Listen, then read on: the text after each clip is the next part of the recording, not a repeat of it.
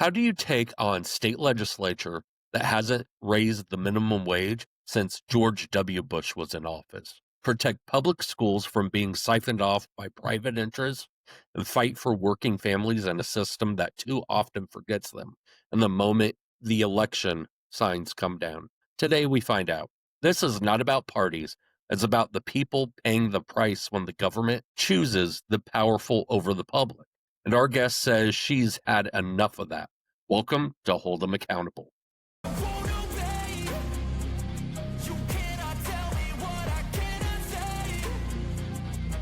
Hello, everyone in Cyberland. I'm Derrick Holder, retired Marine, and your host of Hold 'em Accountable, the show where we cut through the spin, call out the nonsense, and talk real policy with real people trying to change this country from the ground up. Today, we're joined by Lilliana Young, candidate for Indiana House District 61. Lily has lived in Bloomington for a decade. She's a mom, a member of a working family, and a self-described unapologetic progressive who says it's time to bring the voices of the working class Hoosiers back into the halls of power. Her platform centers on wages tied to inflation, paid family leave, fully funded public schools, affordable housing and renter protections, accessible healthcare, and a stronger accountability in the state government. She comes into politics from lived experience, not a political dynasty. And she says she's running because too many families in Indiana are working hard and still falling behind, while lawmakers play culture war games instead of solving real problems. Today, we're going to talk about her vision, her why, and how she plans to translate bold ideas into real policy in the State House, not exactly known for rolling out the red carpet for progressives. Lily, welcome to the program. Thank you for having me, Derek. I do appreciate it. It's an honor to have you on here. Let's start right here at home. When you talk to the folks in Bloomington and the surrounding communities, renters, students, families, longtime residents, what are you hearing as the biggest day-to-day issues they are facing? And when you get to the State House, what's the first thing you push to tackle? Nobody is making enough money. Uh, I've worked at the same restaurant here in Bloomington for about as long as I've lived here, so almost a decade. And it's been a mix. You've had a lot of students, you have a lot of townies, middle age and up, and everybody from all these different walks for 10 years, and it's only gotten worse.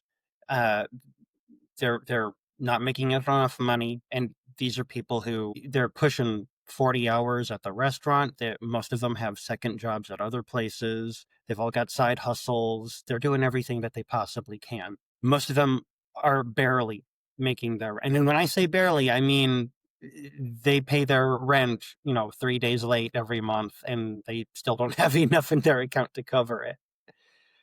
And that is one of my top two priorities, is to push to get the state's minimum wage raised, and not just by a couple of bucks. I mean, drastically. I'm aiming for a $20 an hour minimum wage in this state.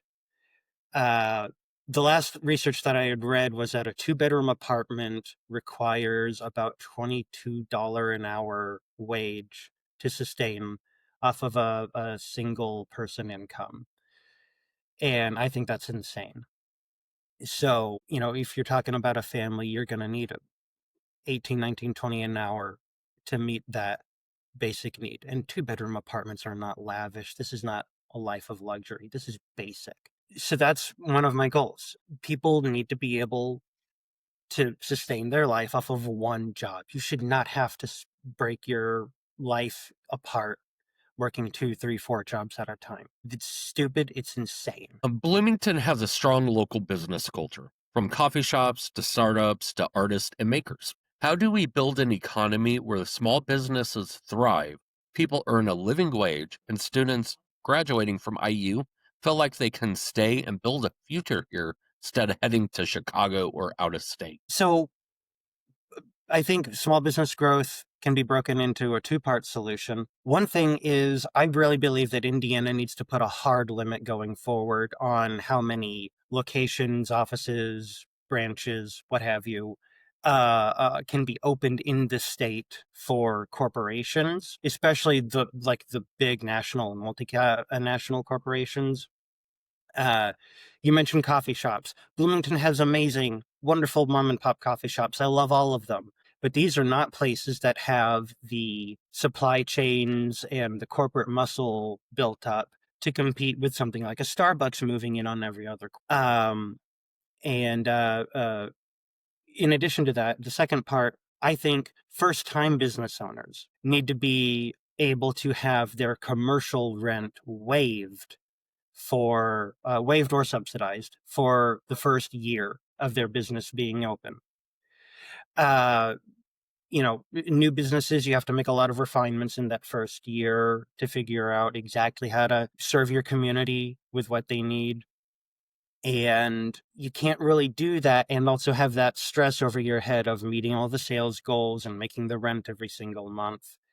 I've seen a lot of businesses in Bloomington go out pretty quickly because they have all of these stresses and barriers to get through. And so allowing business owners the stability to build their business with this foundation of not having to worry about that commercial rent for their first year, that's going to lead to a lot of greater success rates in small business development. That's something that breaks my heart, because I've worked with a lot of students over the decade, and almost all of them tell me year after year that they see no reason to stay here. That a lot of them who grew up in the state are embarrassed to be from Indiana, and that breaks my heart. That shouldn't be the case.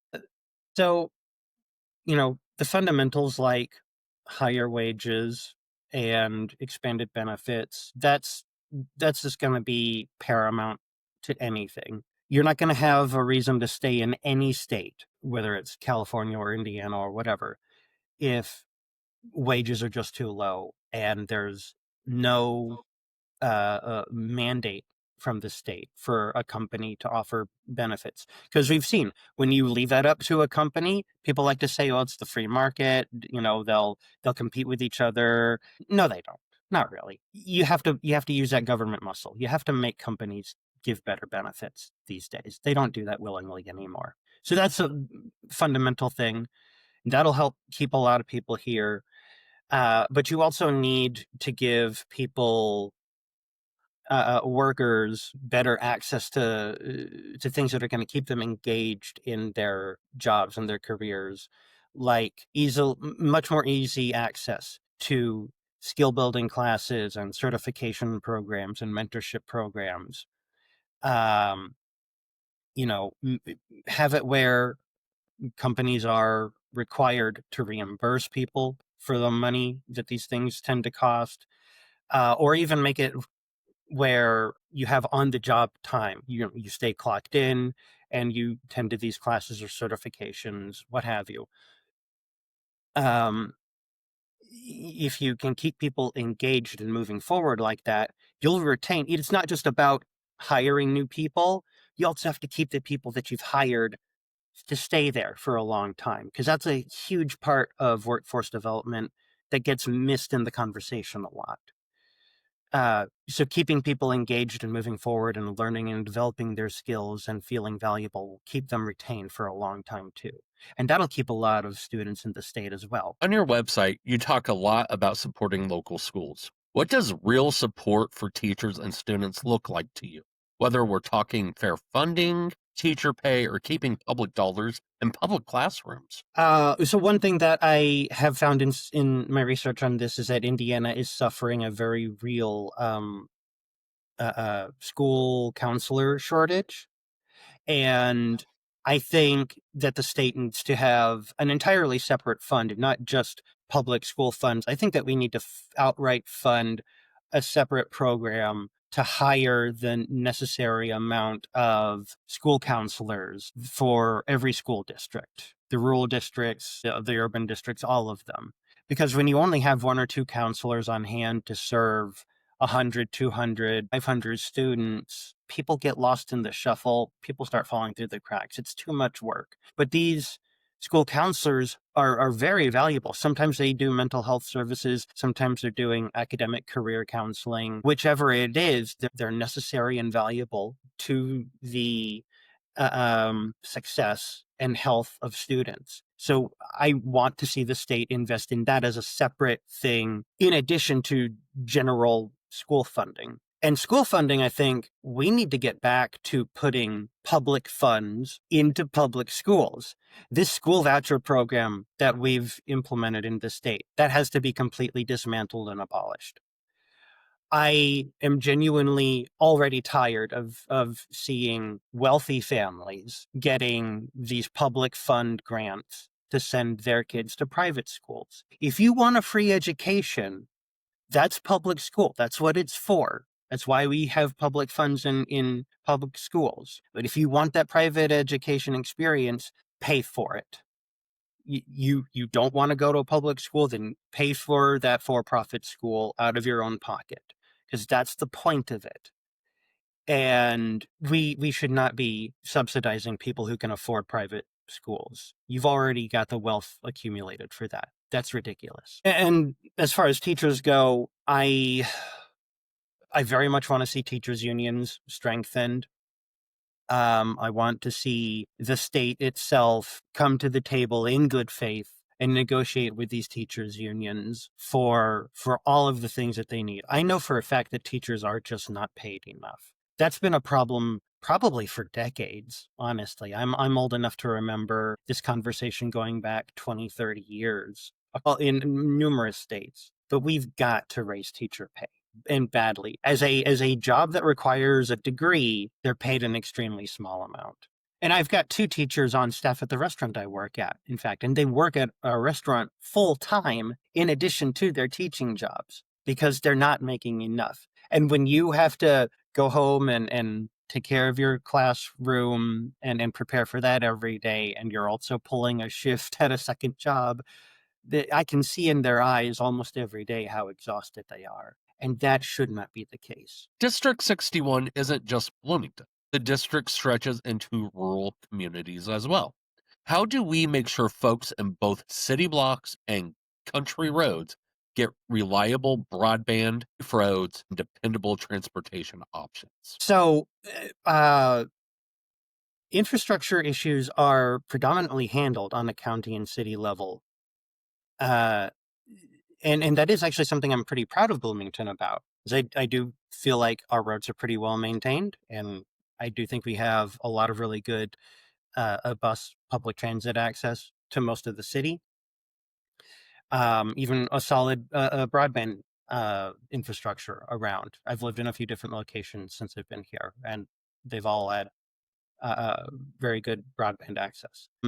Now, what we can do from the state legislature is make sure that the needs of every county are being properly addressed in the budgeting years, and that's not even just a District 61 issue. That's the entire state, and that's something that I think is gonna just require state representatives to make sure that they're really spending their time and really paying attention when they're looking at these budgeting issues and communicating with the county council, county commissions to make sure that they're getting all of the necessary data for what's needed when they're writing up that budgets. And not just that, but because I work as a city commissioner as well as here in Bloomington, and in certain discussions on certain topics, we sometimes get from some people in the city are afraid, well, if we piss off the state government too much, then they could write us out of the state budget. And I want to make sure that no city, no county ever has to have that fear hanging over their head. Now, I am about as staunch or progressive as you can get. I vehemently disagree with Republicans on literally everything. But if there's a Republican-controlled township, I don't want that township to worry about making enemies with a hypothetically Democrat-controlled state government and being written out of the budget. That's not right. There's people who live there. They need that money. So that's another thing that I want to try to address in the legislature, is making sure that we have that codified where, and it might be difficult to enforce, but I will figure out a way to enforce that townships and counties are not being screwed out of the money they need just because they might have a political leaning counter to the state legislature. Healthcare and mental health access comes up a lot, especially for working families and students. What would you like to see Indiana do differently to ensure people can get affordable medical and mental health care without waiting months or traveling hours? My dream is to fully legalize the recreational sale of marijuana so that we can finally cash in on the hundreds of millions of dollars of tax revenue that we're missing every year, that all of the states around us get to enjoy. And taking that money and putting it into our state Medicaid program. You have almost 2 million Hoosiers are on the Medicaid program in some form. And with all of the different state and federal cuts, tons of people are going to be, if they're not outright losing access, then they're going to be facing much more minimal access to their health care. So I want to see the state fully fund our Medicaid program to the fullest extent possible. In addition to that, I want to see the state flex its muscle, and states can do this, to make sure that every company that falls under the umbrella of the healthcare industry is lowering and capping their prices on things. Hospitals, insurance companies, pharmaceutical manufacturers. States do have the power to do this. Maybe not as much as the federal government, but we still have a lot of power as a state, and we can do these things. And, I genuinely believe that Indiana needs to be a state that puts its foot down and says, we will not be treating healthcare like a game or like a privilege for a few people who have a whole lot of money, that this is an inalienable right that all Hoosiers deserve access to. And so in doing that, we need to legislate it, that the state will be using the full power that it has available to force lower insurance premiums and force lower pharmaceutical pricing and on and on and on. Southern Indiana has beautiful natural spaces and a growing clean energy conversation. How do we protect our land and water while creating jobs? And what does responsible renewable energy policy look like here on the ground in Monroe County? Yeah, Indiana is suffering from a dire pollution problem, including, I think, the worst air and water quality in the nation, certainly one of the top. And just in case anyone's not sure why this matters, you cannot sustain life, let alone quality of life, when the air you breathe and the water you drink are poisoning you every day. So, we like to pat ourselves on the back in Indiana as being one of the few states with a growing manufacturing industry, which is great. But manufacturing plants are historically wretched with pollution. So one of the major goals must be to make sure that the Indiana Department of Environmental Management is staffed and funded and empowered to the maximum extent to ensure that all forms of industry are taking responsibility for their own messes and doing whatever they have to do, investing whatever they have to do in their plants, their factories, their offices, to clean things up, to lower emissions, to filter out waste from water. We also need to get our governor to stop using his power to try and lower these regulations even further. That's something among other things, I highly detest Mike Braun on. You know, and I will be very blunt here. I don't care about corporate profits being, lowered a little because they have to invest in newer technology or equipment to be cleaner. I don't care. I have a daughter, and she deserves way better than to be growing up in a state that's gonna poison her every day of her life. All of our kids do. And with renewable energy, I don't even see this as a conversation. Renewable energy is the way forward, especially wind and solar. And we have to, as a state, completely divest ourselves from all remaining fossil fuels, coal, what have you.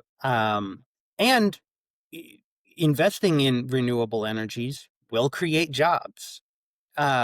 Solar and wind farms require construction crews and engineering teams and technical teams, but for the initial construction and ongoing maintenance. And these are all very valuable skills necessary to a modern economy. So you can further develop workforce by investing in renewable energy. Let's talk about housing, because rent in Bloomington isn't exactly cheap.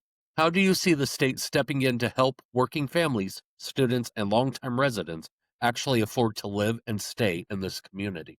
Uh, First of all, Indiana must make it explicitly legal for cities and townships to institute rent freezes, especially for apartment complexes. When you have this problem of wage stagnation that we've had for so long in this state, uh, it's compounded by rent being raised year after year. It has short-term consequences, it has long-term consequences.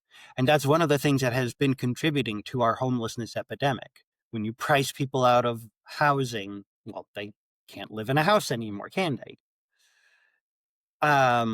But freezing rent for, let's say, 2 or 3, maybe 4 years, this is going to give a lot of families time to finally start catching up. They'll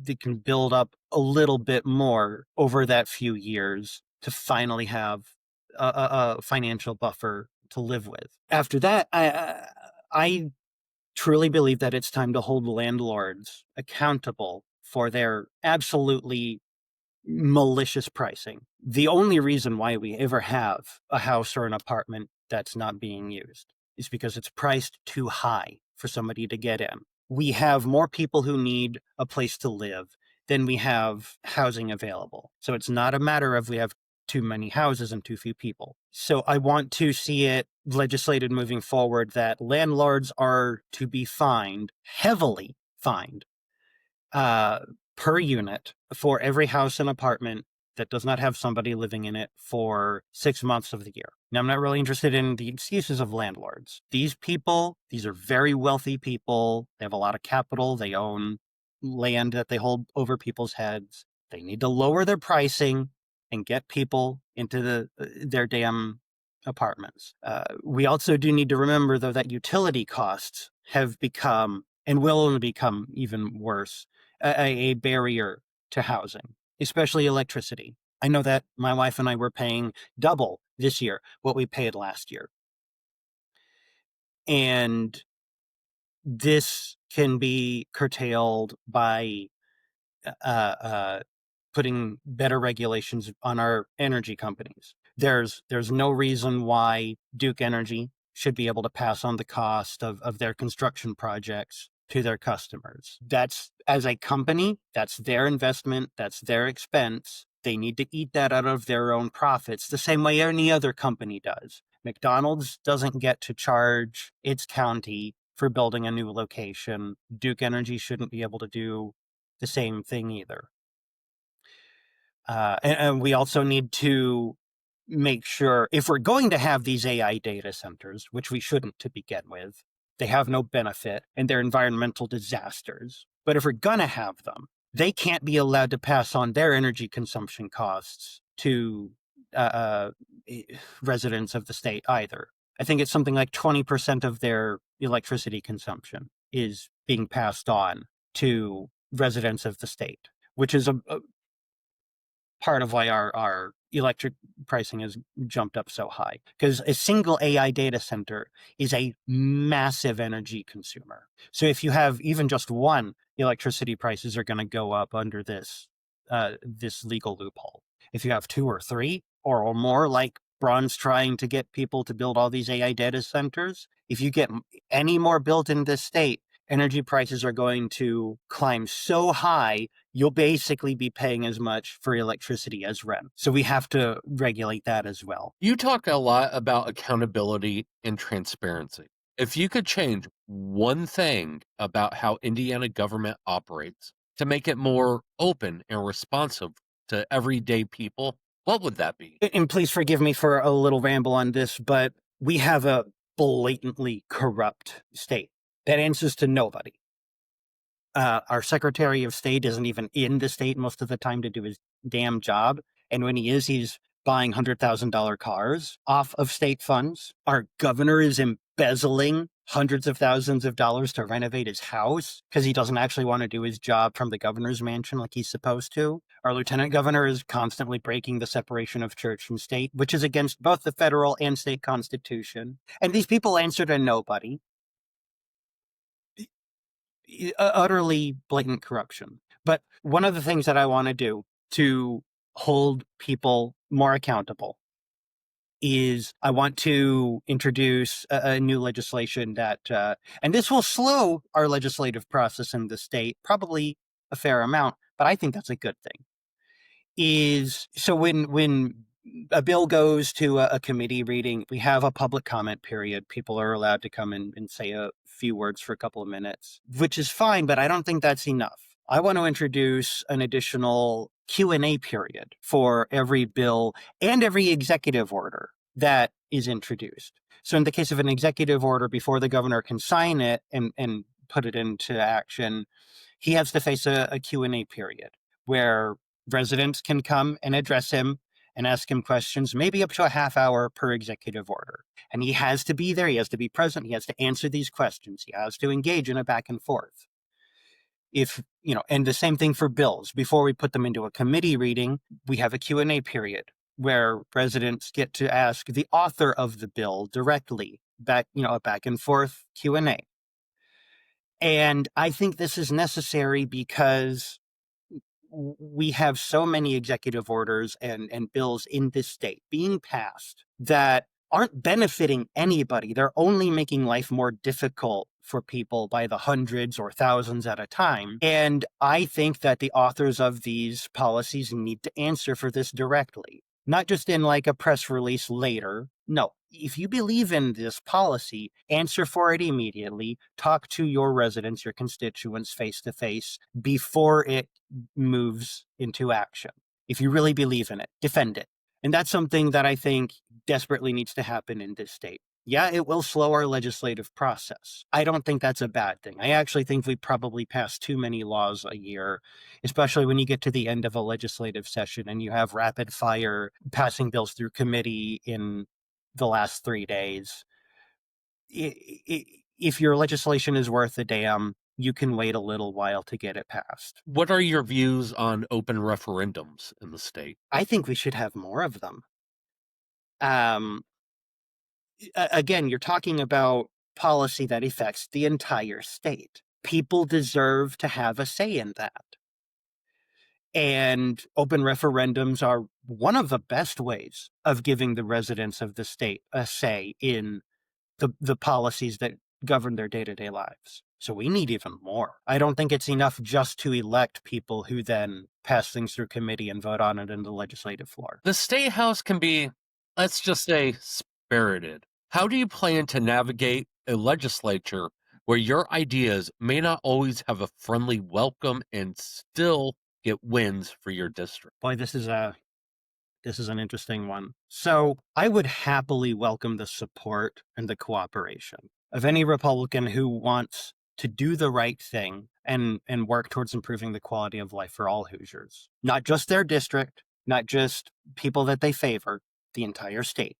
We have to remember, as representatives, I would be elected by Bloomington, but I would work for Indiana. All Hoosiers would be affected by my work. I know this. I don't know why our other representatives don't seem to get this. But we have to be honest here that the Indiana Republicans are very rarely interested in serving the public. My goal, quite honestly, is not to be bipartisan. Because you can't be bipartisan with people who don't believe in a high quality of life, or science, or equality. People who will look you in the eye and tell you that they don't believe in these things. which most of these Republicans will do. They don't keep it secret. My goal is to do whatever I have to do to slow them in the legislative hall, to frustrate them, to badger them and bully them into yielding to the needs of Hoosiers. My goal is to learn every single mechanism and rule possible, understand how to exploit them to the fullest extent. I will grind this government to a halt if I have to get these Republicans to stop treating this like it's some kind of a board game and Hoosiers are just vaguely sculpted little pieces on a board. No, these are real people, and we have to act like that. So that's my goal, to do everything that I have to do to force these people into a state of compromise or capitulation. Final one, values and voice. When voters send someone to Indianapolis, they're trusting you to speak for them, not just the ones who supported you, but the whole district.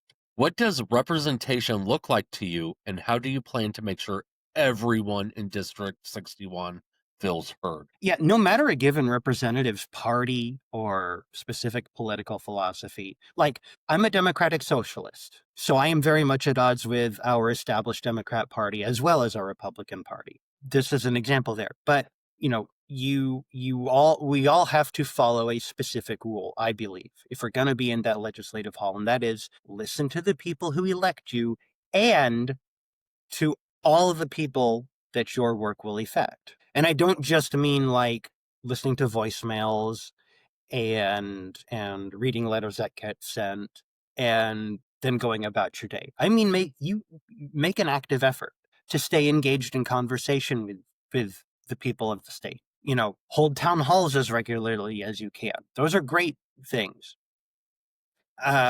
Return phone calls whenever you have a moment in your day. Do whatever you can, do whatever you have to do to keep in communication with the residents of the state so that you have an active dialogue. I genuinely believe that a lot of our representatives forget about this, that they just go about their day.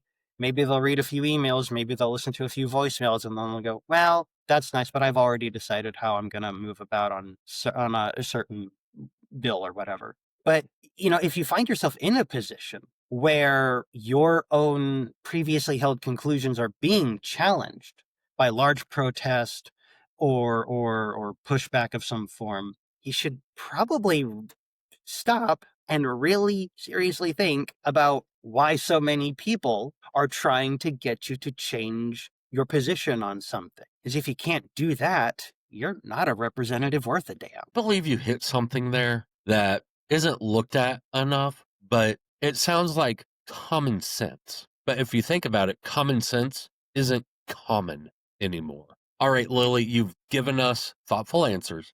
Now it's time to test your instincts a bit.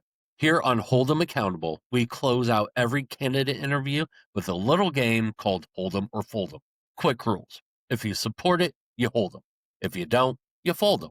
No filibustering, no committee hearing speeches, quick, honest gut checks. Are you ready? Let's do it. Let's go. Raising Indiana's minimum wage and tying it to inflation. Hold 'em. Paid family and medical leave for workers. Hold 'em. Increasing public school funding and ending private school vouchers. Hold 'em. Capping prescription drug costs statewide. Hold 'em. Statewide investment in affordable housing and renter protections. Hold 'em. Expanding mental health services and crisis response teams. Hold. A statewide plan for renewable energy expansion. Give me something hard. Hold 'em. Legal cannabis in Indiana. Hold 'em. Term limits for state legislators. Hold 'em. I don't want to be doing this when I'm 70. Public financing or small donor matching for state elections. Hold 'em. Nice. See, that wasn't too painful. Thanks for playing along. Big thanks again to Lilliana Young for joining us and for surviving our Hold 'em or Fold 'em lightning round without demanding legal counsel, a snack break, or emotional support from a golden retriever. Because if I had to answer political questions that fast, I'd need all three. Remember, folks, democracy isn't a spectator sport. It's more like a gym membership. If you don't show up and put in the work, you don't get the results. And yes, that means voting, paying attention, and occasionally reading something longer than a TikTok caption. I know, horrifying. But here's the good news. When we actually talk to the people running to represent us, instead of just yelling into the void on Facebook like an uncle who just discovered caps lock, we get somewhere. We learn, we push, we grow. And sometimes, shockingly, we even agree on things. Crazy, I know. I'm Derrick Holder, retired Marine, dad, and guy who believes accountability shouldn't just be for gym class dodgeball or the one friend who's they sent you the Venmo. This is for our leaders, past, present, and future. Be good to each other, be informed, and remember, if your elected officials start acting like they're auditioning for a reality show called America's Next Top Lobbyist Puppet, you know what to do. You hold them accountable.